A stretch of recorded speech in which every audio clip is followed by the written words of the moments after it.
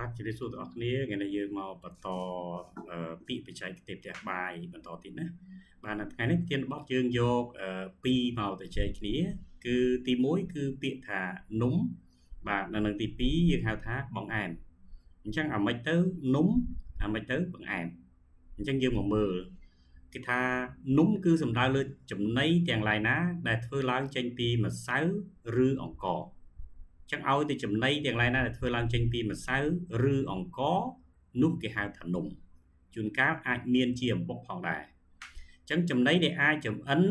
ឲ្យនៅស្រស់មានតែចម្អិនហើយក៏ប៉ុន្តែវានៅស្រស់ណាមានទឹកមានគោកឬក្រៀមក៏មានន័យថាវាអាចមានទឹកផងវាអាចមានគោកផងឬក្រៀមផងណាអាហ្នឹងគឺគេហៅវាថានំនំអាចមានរសជាតិផ្អែម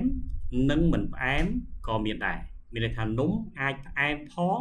អាចមិនផ្អែមផងអញ្ចឹងយើងមកមើលថានំដែលធ្វើឡើងចេញពីអង្ករអញ្ចឹងនំដែលធ្វើឡើងចេញពីអង្ករដូចជានំក្រឡាន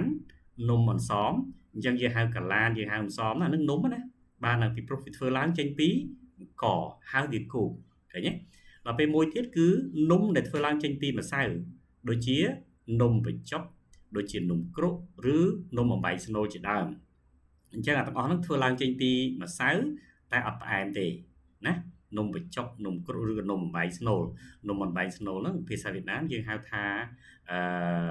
នំបាញ់ឆែវណាបាទចំពោះនំក្រូចណានំត្នោតឬនំអាកោនំពុំជាដើមអានឹងធ្វើចេញពីម្សៅដែរតែរសជាតិវាផ្អែមតិចតិចណាអាមួយនំអាមួយចេញពីម្សៅអាមួយទៀតចេញធ្វើពីអង្ករហើយដូចខ្ញុំថាអញ្ចឹងថានំវាអាចធ្វើឡើងចេញពីអំបុកដែរដូចជានំកម្ៅថតអញ្ចឹងនំកម្ៅថតនេះវាធ្វើឡើងពីអំបុកណាបាទហ្នឹងយើងចំណាំនេះមួយ